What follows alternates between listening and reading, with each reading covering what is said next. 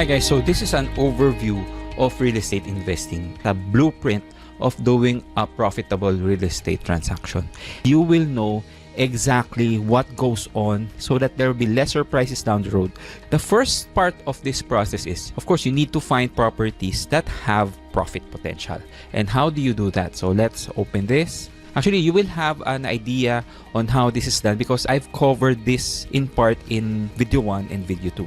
Start where you live. So that's basically where you gather these things. What's the logic behind starting where you live? Because you are most familiar in that location. You don't need to go far. You don't need to go through heavy traffic. And if you've been living there for a long while, most probably you have a good idea what's happening there, or the market for real estate there is quite familiar. And you will know if there are any for sale properties, and you gather those for sale listings. You gather also those properties for rent, and you compile them, and then you will have an idea what the average market values are. If you find vacant lots that are for sale, and better later they get sold, so you know that's the actual market values. And also when it comes to rental properties, if you find properties for rent and then after a while they're already tenanted, then you know that the rental rates are very accurate, or they're at market value because someone actually rented them. Okay, so that's the first part. This is like doing your market studies. Okay, next, where should you look for the properties that you are to buy? You look for properties from just about every available property source. And these are those that are for sale by owner, meaning the properties are for sale by the individual who owns them. Next, you need to check also if there are pre-selling properties. Yes, even pre-selling you should consider, because if they are from reputable developers, then why not? Even if they're not yet completed, even if they're still undergoing construction or construction has not yet started, but if it's from a developer with a good track record where they complete projects on time, then why not? Check the pricing. How about those brand new, or RFO? What does RFO mean? Ready for occupancy properties. These are the properties also from developers, whether they're big or small developers. They are already completed, construction has been finished, and now they are for sale. So check the pricing as well. The last source I have on this list are foreclosed property. So I mentioned here that you should check all property sources because there's one myth where a lot of people think that just because a property is a foreclosed property, it's the cheapest available or it's the best deal they can get. No, you have to check other property sources. It's not automatic that, hey, this property is a foreclosed property, it's probably the cheapest one I can find here. No, you still need to check other property sources. So out of all those listings that you find, you compare them with the properties that you compiled in your market study in the very first part. And you will notice that some are below market value because the properties here, those you found where you live, ideally those that got sold, those would serve as your baseline. And then the property sources that I listed here would be where you would look for suitable properties to buy. And then how would you know if they're suitable? You compare, and you will notice some are below market value. The logic here is, before you buy a property, at the very least, it should be below market value so that when you turn around or later down the road, if you need to sell, you can sell at least for a little profit. Now, if you want to flip that property that you're going to buy, it should be well below market value. Not just below market value, it must meet a certain percentage, or there must be a spread between the market value and the selling price. If there's a big enough gap, it's suitable for flipping. Remember, for flipping, you're going to buy low and then sell at full market value, and then the difference would be your profit. Of course, you need to consider taxes, expenses, renovation costs, and so on and so forth. How about rentals? You also do the same. The properties for sale can turn out to be suitable rentals based on what you were able to find doing your market research. Anyway, I covered all of this in video number 2 with my example, which is why I put here, go back to video number 2. Okay? Next, when you find suitable properties, you need to do a more detailed analysis, like a return on investment analysis, which is basically you will compare the projected profit with the total cost that you will be spending. It's like for every peso that you spend, how much money will come back. This is important because you need to check if a target property is worth buying. Let's say you were able to compute for the ROI, you can compare to other types of assets like stocks. You need this so that you'll have a good way to measure that one type of investment is better or equal to or worse than another investment. And you also need to do cost analysis, meaning you check everything that will make you spend money so that you will know that whatever return on your investment you compute for is the actual. We're not going to base our decision on gross profits. We want to base it on net profits, meaning considering all expenses. That's the smart way to check. Now, I cannot dive into the computations because that would take a long time, and I know that you might become overwhelmed. But at least now, you know. I have an article on my blog. You can go to my blog, foreclosurephilippines.com. There, I've written articles on how to do basic ROI analysis. And also, all the costs related to the purchase of a property, I have an article there also. So that's the first part of the process, which is you find properties with profit potential. So let me close this. Let's go to the next. You need to do proper due diligence. So let me open this. The non-negotiables when it comes to due diligence would be, you need to determine, are you dealing with the real owners? For me, this is the challenge when you're going to buy properties from individuals, because it's difficult to be 100% sure that that individual that you're talking to is the real owner or the real owners, especially if you just see the property for sale on the internet or if you see a sign, because who knows? Anyone can put a sign, anyone can put an ad on the internet, right? Which is why for me, foreclosed properties have a huge advantage because it's so easy to check if a bank really owns a foreclosed property. But how do you check if an individual is the real owner? So you have to go through the process. Hey, can I get your ID?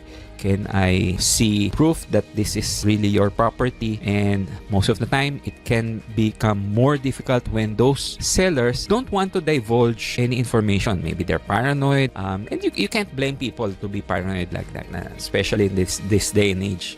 So it can be difficult.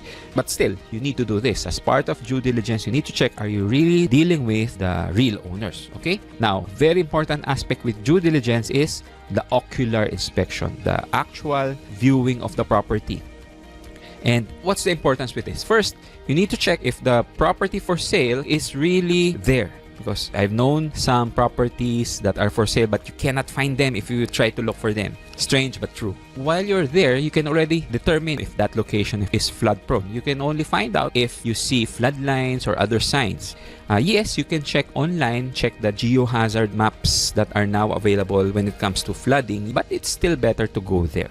Okay. Also, when it comes to earthquake fault lines, is it on a fault line? You double check with the fault line maps from the FIVOX. Okay. And the next thing you need to check would be the actual repairs needed for the target property, especially if it's an old property, it's for sale by owner, it's not brand new. Check the usual would be termites. Are there any structural problems? Is it better to just demolish it? If it's in a very bad condition, maybe it is better to just demolish and construct a new one. But is the price okay? Meaning, what if it's priced high and you need to demolish it? Remember, if you demolish, you need to construct again, and that would cost a lot of capital. Then maybe it's not worth it. Does the roof or other parts of the house need replacement? You need to check that, and you can only find out if you do an actual ocular inspection. Now, when it comes to the location, is it in an undesirable location? Meaning, let's say, is it beside a wet market? Or is it beside the school? Some people prefer schools to be nearby. Some people don't, mainly because of the traffic, the noise. Or is it beside a garbage dump? Is it beside a funeral parlor? Or is it beside a gasoline station? Is it beside a machine shop or a car repair shop that is so noisy? All those things you will only find out if you do an actual ocular inspection.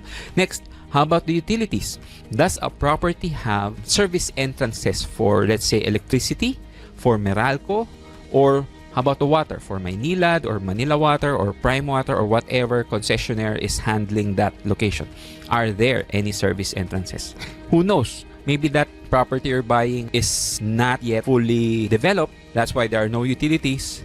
You look around, are there even electric poles? Okay, so you need to check. You'll only find out when you do an actual ocular inspection, which is why I wrote here, is the location developed? Now next, before you enter a property, my suggestion, you need to check if it's occupied by illegal occupants like informal settlers, or maybe if it's a foreclosed property, is the former owner still there, meaning they did not leave yet, or did the bank enforce the ejection or not? So be careful. If a property is illegally occupied, do not attempt to visit that property because they might be hostile. Okay, now next, after that, you also check the legal status. Does the property have any pending court cases? And how do you do this? You check the title. For some properties, sometimes the cases are not yet annotated on the title, and you have to check the Hall of Justice if there are. You need to do some research. Okay, to be honest, I haven't done this yet because all the properties that we have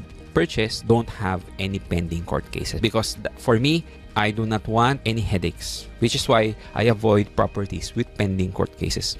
And the fastest way to check if there is a pending court case for a property is you check the title. Okay, first you check, is it under the name of the seller? On the title, you will know who the registered owner is. Is it the same person trying to sell the property to you? Now that's a red flag if the owner is, let's say, Mr. A, and then when you check the title, the name is Mr. B. Okay, so that's a red flag. You need to find out why that is the case, where the seller's name on the title is different from the person trying to sell it to you. Now, for foreclosed properties from banks, that can happen also.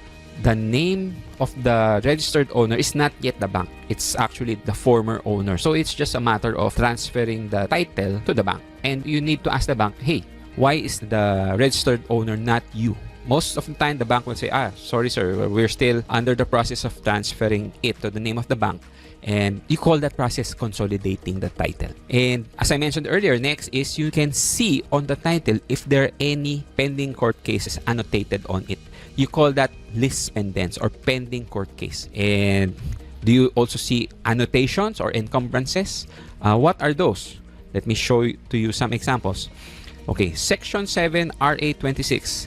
If you see an annotation like this, it means the title is constituted and there might be a certain period before you can have this annotation removed. Same with Section 4 Rule 74, which is in connection with rules of court extrajudicial settlement, which means that the registered owner passed away and it must be extrajudicially settled between the heirs. Next, how about encumbrances? If you see an encumbrance like a mortgage annotated on the title, you need to check why. What if the property has been entered as collateral for so many loans? You will inherit those. And if you don't pay those loans, that property can end up in foreclosure. But let's say those mortgages are already fully paid. It's just a matter of removing the mortgage, or the mortgages there actually led to the foreclosure, then that should be removed already. How about adverse claims? Is someone claiming ownership of the property? How about levies? Let's say the property is involved in another case. Same with attachments. A certificate of sale, meaning the property already got foreclosed. So all of these you need to check because they can mean problems, or they can also mean that they just have to be removed. Let me just close this. Next, are there any discrepancies on the title? As I mentioned earlier, the registered owner, is it a real owner selling the property to you? If not, if it's different, why? You need to check. How about a technical description? If there are errors there, then those have to be corrected. Most of the time, those are typographical errors. But still, it can cost money to have those corrected. You need to check with the seller. Hey, why is this like this? Why is there a problem? Who will shoulder? So, those are the non-negotiables that you need to check with the title. How about tax declaration? Is it in the name of the seller? Is it the correct name? Annotations? No, there's no annotations for tax declarations. Discrepancy? Yes. In terms of the registered owner again, and the size of the lot or the size of improvement, because there can be discrepancies which can lead to penalties for unpaid real property taxes. So you need to check this, okay? So that's what I consider to be the non-negotiables when doing your due diligence. Let's go back. How about the financial aspects? As part of due diligence, you need to make sure you know what you're getting into. Can you handle the minimum down payment that the seller requires? Can you handle the monthly amortization that will result from the balance amortized depending on the interest rates? Can you handle it? How about the taxes that need to be paid? I'll cover this later. How about the repairs needed if the property needs repairs? Or how about, are there any arrears, any unpaid water bills, electric bills, HOA dues, condo dues, real property taxes? You need to check this because someone needs to pay, and they will not allow you to move in or use that property if these are not paid. How about holding costs? You need to know how much will it cost. For condos and subdivision properties, aside from the arrears, once you take over that property, you will pay regularly, monthly, for the HOA dues and the condo dues, and also the real property taxes. You need to know how much would these cost. And are you really financially prepared to go ahead and buy a property? In terms of the down payment, as mentioned earlier, is your monthly income enough for the monthly amortization? How about emergency funds? Do you have enough emergency funds, at least 6 months worth, that can handle all the expenses for 6 months? Or do you have any debts that you need to pay off those debts first before you buy any property? You don't want to add more problems if you already have a problem. How about insurance and healthcare? You need to take care of this, especially if you're going to buy a property and you're going to take out a loan. If something happens to you, if you get sick, those can drain your finances, and the best way to prepare for those would be to have healthcare and insurance. Okay, next. Now we've covered the financial aspects. If you have the luxury of time, you can double check all the legal aspects again, double check the physical aspects. So visit the property again, do a more thorough inspection. If you can have your contractor or foreman or engineer, those who you want to do the renovations, bring them along when you do your second round of physical inspections. Okay? We finish step 2, and if a property turns out okay when you do your due diligence, next would be to buy it. Now, let's go through the buying process. Is it being sold through a negotiated sale or through auctions? Actually, auctions only applies to foreclosed properties. Okay? For negotiated sale, that's actually applicable to just about any kind of property. Negotiated sale means you submit an offer, you tell the other party that, hey, I'm interested, and then you submit an offer with how much do you want to buy that property for, and so on and so forth. For auctions, what happens during auction? If it's an open auction, that's the kind of auction where you raise a paddle with your number and the auctioneer will mention a starting bid, and you have to go through the bidding process where the last man standing is the winner. For sealed bidding, it's instead of a paddle, you will submit the bid in a sealed envelope, and then they will open the envelopes one by one to see which bid is most advantageous for them. Okay? Again, I can't go through all of this in great detail because it would take hours to cover everything. Financing options. When you're going to buy a property, you need to consider what financing options would be the best for you or what would be very manageable for you. Now, if it's an all-cash purchase, usually you can get a discount. For a cash purchase, the contract or the document used is a deed of absolute sale, which means after that, you can already get the title and transfer it to your name. How about if it's an installment purchase? Basically, an installment purchase, the instrument used is a contract to sell. And the main difference with a contract to sell and a real estate mortgage is the title will only be transferred later when you are fully paid. Okay? Now, for contract to sell, they have less stringent requirements. Why? Because the title will only be transferred later on. Okay? You need to check the down payment, the interest rate, payment term, meaning how long will you be allowed in years to pay for that property. Because the longer, the better if you're aiming for a small monthly amortization. But if you are concerned with the big interest that you will incur, you better check which combination would be best for you. And you need to verify that the monthly amortizations will be manageable for you, and if your income can meet the income requirement based on the monthly amortizations. Remember, the maximum monthly amortization should not exceed 40% of your gross monthly income. Now, that's for installment purchase. How about real estate mortgage? Almost the same for installment purchase, but it's a real estate mortgage contract with a deed of absolute sale and promissory note. Meaning, for the seller, you're already fully paid, but you have a balance with the bank where you are going to mortgage that property. And that is documented through a mortgage contract and a promissory note. Now, for the loan expenses, there are a lot. There's the application fee. Even the real estate mortgage has its own documentary stamps tax. There's an appraisal fee, processing fee, mortgage redemption insurance, mortgage annotation fee, and miscellaneous fees. So you need to check how much would be the loan expenses. And since the title will be transferred, all taxes have to be paid already. Now, I'll cover taxes later. Again, you need to know, can you cover the down payment? How much is the down payment? What is the interest rate? What is the payment term? And the monthly amortization. So you need to be ready with this because this is it. You're going to buy that property. That's the things you need to know when it comes to financing options. How about the payment of taxes? Now, this is very important. You need to know what is the applicable tax. Is it capital gains tax or creditable withholding tax? For bank foreclosed properties, it's usually creditable withholding tax, 6%. CGT, it's also 6%. So you need to check depending. If you're buying from an individual, it's usually CGT. Now, if it's beyond a certain price, VAT can also be applicable. You need to check. Now, DST is usually shouldered by the buyer. You need to check. That's 1.5% of the selling price, zonal value, or fair market value, whichever is higher. You need to check also the business tax if it's applicable and the transfer tax. Transfer tax is for the local government. Same with business tax. All the rest are for the BIR. And since you're buying the property, how about the transfer of ownership? How does it go? So you need to secure the certificate authorizing registration, or CAR for short, from the BIR.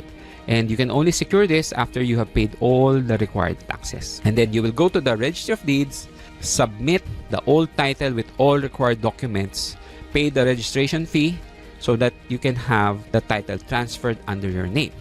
Other expenses when it comes to transfer of ownership, notarial fees. And then, this is something a lot of people forget. The transfer of the tax declaration. You still need to transfer the tax declaration for the land and the improvement. Okay? It's pretty straightforward. Just go to the city hall or municipal hall. You do this after the title under your name has been released by the Registry of Deeds. Okay, so that's basically an overview of the buying process. Next, how about the renovation and the construction of your property? Now, it depends. If it's a brand new property or it's ready for occupancy, no need for renovations. But if you do need to renovate a property or you need to construct the improvement, you need to find a trusted contractor or foreman. Now, what are the things you should consider? If it's a construction project, the average cost would be around 20,000 per square meter of floor area. Depending on the quality, it can be 20 to 25,000. If it's a renovation, it can be around 5,000 to 10,000 square meters of floor area. Okay? How do you choose? You choose from contractors or foremen or engineers that you know. You should know them personally, or you should know someone who has had experience with them, and that trusted person highly recommends them to you. That's what I would recommend. Okay? And then ask for at least 3 proposals. Okay? And sometimes you need to ask yourself also, do you need to renovate or not? If it's in pretty good condition, then why not just paint it? But if it's really dilapidated, then you need to renovate. How would the renovation go? Or how would the construction go? Is it Pakyaw or Arawan? Or meaning you pay based on the number of days. For each day, you have to pay their daily rate.